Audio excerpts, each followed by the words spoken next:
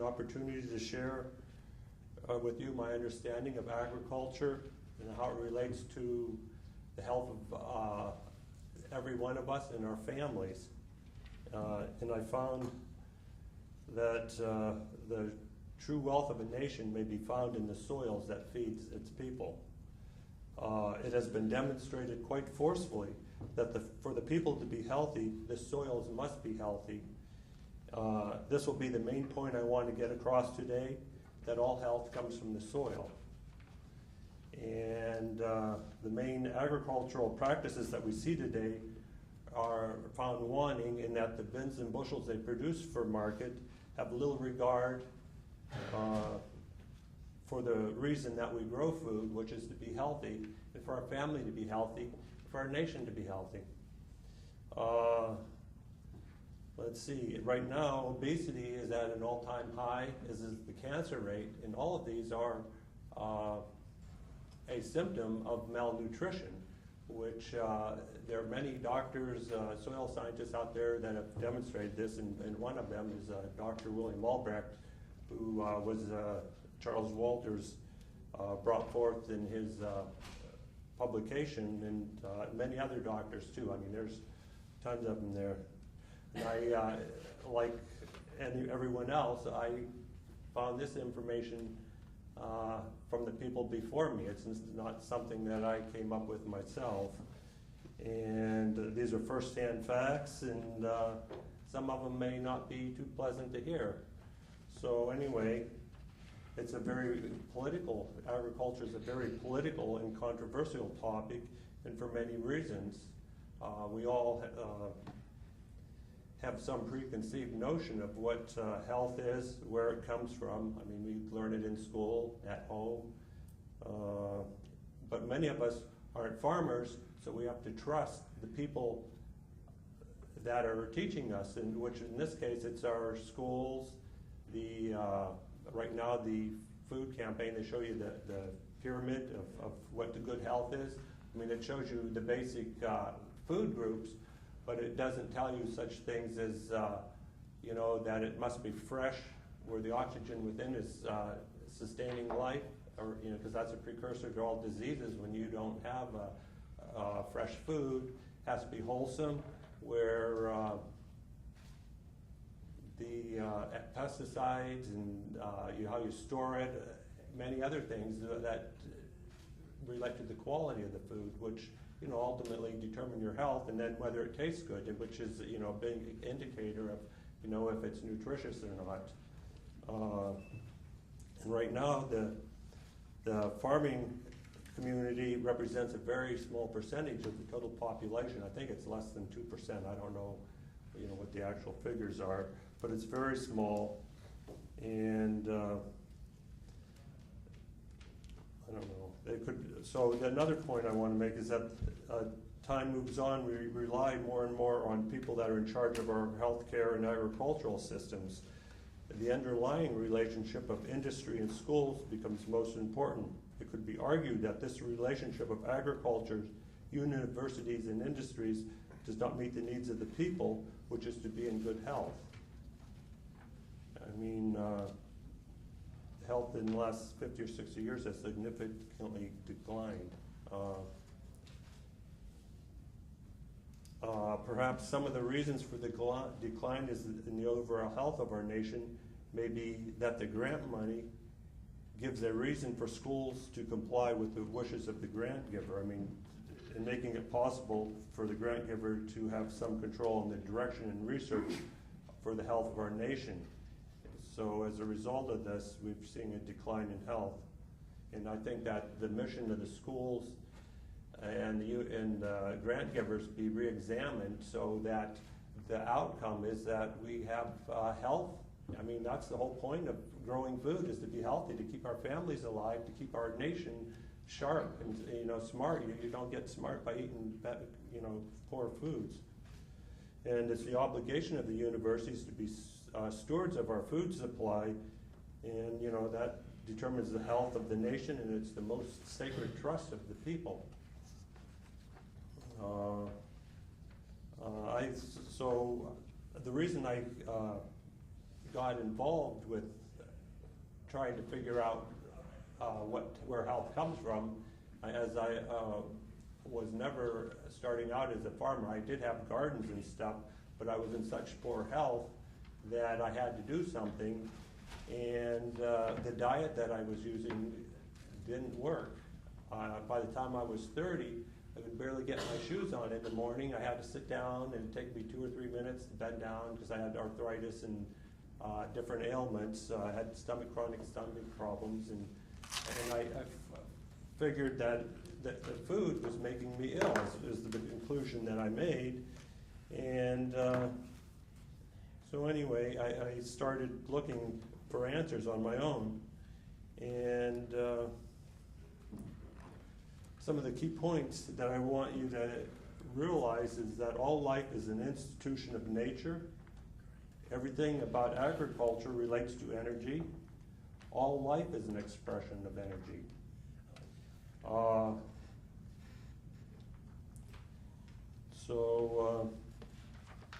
Let's see. And so when I started looking for answers, I was told by several people to just see a doctor and take a couple pills, but I didn't know that that would work, as my grandmother had arthritis and problems for many years. She was under doctor's care. I don't know what form of arthritis she had, but it was in her neck and back, and she was pretty much bound to a chair for the last, dozen years of her life. And so I found that hard to believe that a couple pills would do that. But my mom told me at that time, who was an RN, that everything you eat should have what you need in it. So I thought, well, that'd be a good starting point. And since the gardens that I were growing up to that point were conventionally grown gardens, the local university with their NPK theory of agriculture is what I had based everything on, and I wasn't getting better. So the only other alternative was organic gardening, and I didn't have a clue as to what organic gardening was. So I went to the feed mill and told them I want some organic fertilizer. And they looked at me like, just put manure on your fields, is what they told me. So, I tried that. I was doing that, and I didn't have any good results. I mean, if I got the results I had, I would have to add a pesticide to make it to harvest time, which wasn't working. And so anyway, I went to the library, and I couldn't find much at the time. This was the early 80s. But then at one of the bookstores I was at, I saw a book out by Eliot Coleman called The New Organic Grower. And in it, he said that, you can achieve, or you have to feed the soils, and the soils will feed the plant, and that you use rock powders. And this is the first information that I got, and I'm wondering, geez, you had rock powders. I have a whole pile of rocks in my garden, and things aren't doing real well. But I thought, well, I'm going to try this. It was a huge paradigm shift for me. So anyway, I went to the feed mill again, and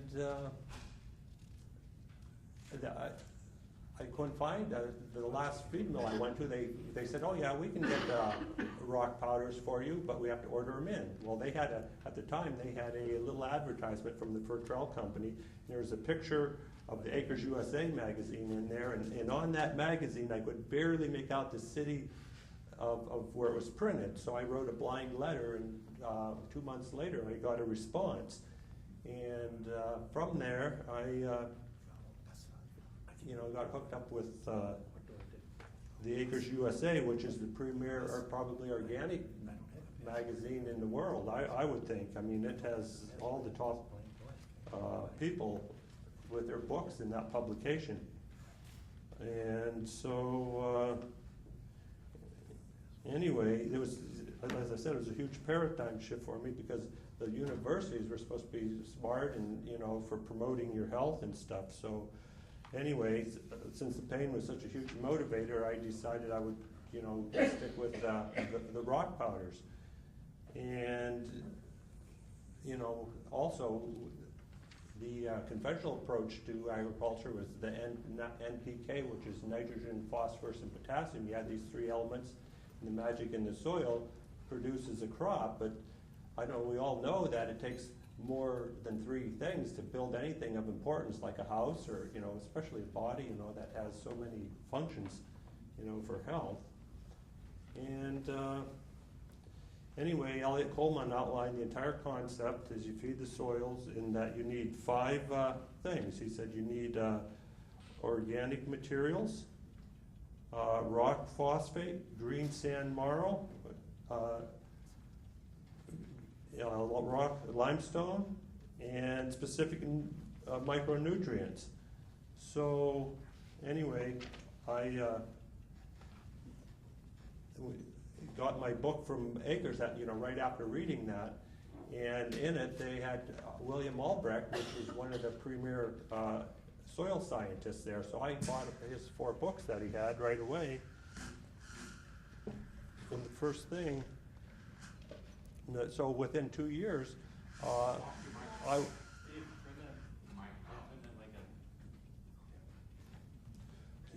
so 2 years later, I no longer had arthritic pain or severity of ailments that plagued me. The newfound knowledge came at a price because the understanding of how agriculture game was played, is extremely political, as Charles Walters pointed out in great detail every month in the newsletter section of his magazine. So he said corporations ruled the agriculture industry. And if the universities wanted grant money, they would have to follow the wishes of the grant giver, regardless if one's outcome for one's health is beneficial or not, as profits are the motivator. So the Albrecht papers is a 4-volume set edited by Charles Walters. It demonstrates powerfully the keystone concepts for all animals to achieve and maintain proper health. And I think it should be required reading for everyone's education, especially the younger children, because what wonderful way to start out in kindergarten, just have them plant a few bean seeds in a little Dixie cup and grow a few things and relate to how all health comes from the soil. It'd be a great starting point.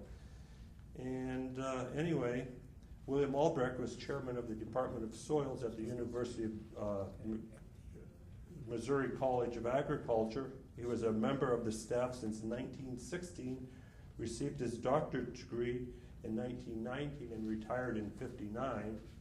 He was a member of the board of directors of the Price Pottinger Foundation, a nonprofit organization dedicated to advancing the knowledge of good nutrition, and with the works of Dr. Weston Price, F.M. Pottinger, Dr. Albrecht, and there were others. Dr. Albrecht had vision enough to logically follow the clues that nature provided.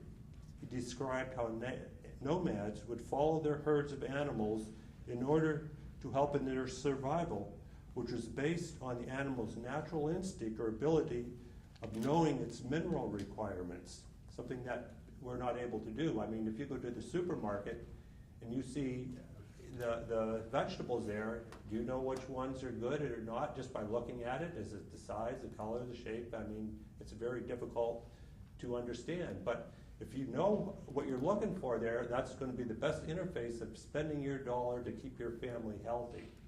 I mean, anyway, so these nomads followed these animals around, and that's how they kept their families healthy, is by, following something or someone that knew what they were doing, which was a dumb old animal. I mean, they knew much more than what they knew. And so it's the ability to select plants based on mineral content. It's not the pedigree of the plant, as William Albrecht said, and it's the mineral content that the animal is ever seeking and all life is ever needing. If you're, any type of growing entity, you have to understand that, if you want to stay healthy. Dr. Albrecht talked about geological and climatic conditions form soils, and from these soils, what the climatic crop for each location and their succession. Huge buffalo herds were out west. None were in the east, with the exception of Lancaster. the region of Pennsylvania. And then he elaborated on in the east, there's more rainfall. And because of the excess rainfall, it leached the soils. So your plants had less mineral content. And then as your plants pull the nutrients out of the ground, they're exchanging they get the carbon from the atmosphere for carbonic acid, and through the roots exudate, they put more acid in the ground to relieve the minerals from the soils. And then that magic in the soil gets into the plant if the minerals are there. So anyway, and then out west, the evaporation rate of the rainfall was greater than the rainfall, so your minerals wouldn't be leached out. And our best soils are from Texas on up through the Dakotas, and they go into Canada. And in those soils, the geological formation is such that you have your phosphorus and your calcium, the main basic requirements of growing food, and phosphorus is one of the two mechanisms that allow nutrients to enter the plant. And there's many soils that don't have the phosphorus. So like out in the region that I'm from, the plateau in the Alleghenies of Pennsylvania, there's virtually no phosphorus there, and so that's the reason why the arthritis is in our family is they're malnourished, and the foods we were eating didn't fulfill that need. So anyway, William Albrecht he analyzed the soils. He literally took them apart, put them back together again. And then he had trials for all the different soil types, and these trials were most thorough. He would try virtually all the different parameters of loading up the negatively charged soil colloid with positively charged cations of different elements and balance the soil in that fashion. For the next step of his experiment, he would grow the crop and analyze it, determining what minerals were present and the amounts of the minerals that were in the plant, also the proteins content of the plant, crop, and he examined for the specific types of proteins and the amounts available. Next, he would raise the animals on this crop, evaluate the animal, and then do autopsies on the animal. His aim was to determine the best way to grow food so that we would have optimum health. Everything that man did in regards to agriculture, soil, and health is 100% correct. I mean, William Albrecht said, to be well-fed is to be healthy. And there's Hippocrates, the Greeks, thousands of years earlier said, let your food be your medicine and your medicine be your food. So it's amazing, you have that time difference, and they already knew it back then. Of course, their society, that was common knowledge back then, your agriculture and stuff, where we kind of have to, figure it out. But there were other things. The soil was very rich and pristine and new back then. The plow was just invented. And so their content of the food was so nutritious, they had superior minds. And that's my thinking of why we get so much knowledge from the ancients. I mean, there's a lot to do about energy and what it has to offer. Okay, the first chapter of the Albrecht papers at volume 4, the last volume, Enter Without Knocking, William Albrecht talks about soil fertility. I think what he summarizes our relationship with nature quite well. He says, since proteins are the only organic compounds that carry life, all life can live only because it either appropriates or synthesizes proteins required as a particular set of amino acids. Each of those acids, in turn, is synthesized from elements carbon, hydrogen, oxygen, nitrogen, phosphorus, and sulfur by only 2 life forms, plants and microbes. Microbes and plants are protein creators because of their close connection with soil. They are protein synthesizers by means of the creative power within that handful of dust. That power is fertility of soil.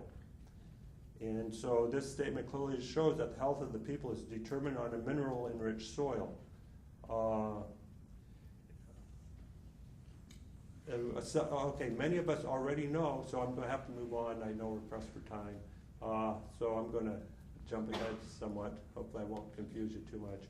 Then many of us already know that about 70% of the food supply is genetically modified.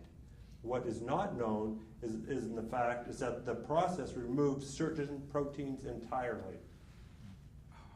So the plant is never able to provide the life-giving protein that all life depends on. And so we should be very concerned with the agricultural system of the world. Free trade is one thing, but to trade the health of our families and our nations is excusable. I would like to also point out the 6 elements that make up a basic protein, as Dr. Albrecht pointed out, is just for making a basic protein. There's a Dr. Ulrich in his book, Minerals for the Genetic Code, has determined that 60 elements are needed to make up a full array of proteins. He has determined what specific elements are needed to make up each specific protein. This is a most remarkable breakthrough. Also, there's Dr. Phil Callahan. He deals in paramagnetism, which is your soils, your rock powders and different things have an energy value, and they give off an energy. It's less than magnetism, but it's more than zero. Plants really like that. And so, just sum up. Okay. And there's another thing, Rudolf Steiner's biodynamic gardening. That's his book, Agriculture. That's wonderful reading. It pulls the energy out of the ethos from the atmosphere. It pulls the plant out of the ground. It's most remarkable. You have to read it. Anyway, I'll skip over that. I'll conclude here.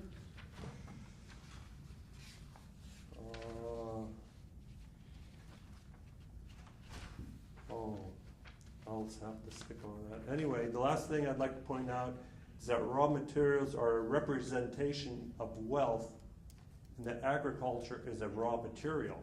Agriculture is 70% of all the raw materials consumed in the United States. So to give parity to that system means you're running your country on parity, and you're paying for 70% of things that are going on without having to have a war. The gift is from the sun. It comes down. It's, what we need. So let's see. Without a fresh, wholesome, and biological food supply, the ability of achieving a life of happiness and the liberty to be free of diseases is reduced. Okay, wait, that's not there. Okay, and the Monetary Institute has these basic requirements. Section 5 has the Farming Parity Program. This is a wonderful first step. I know you can't get everything at once, but also in the health section, I think it should be required that all farms are required to mineralize their soils according to the Albrecht methods, and that the health of a nation is our most precious gift. Thank you.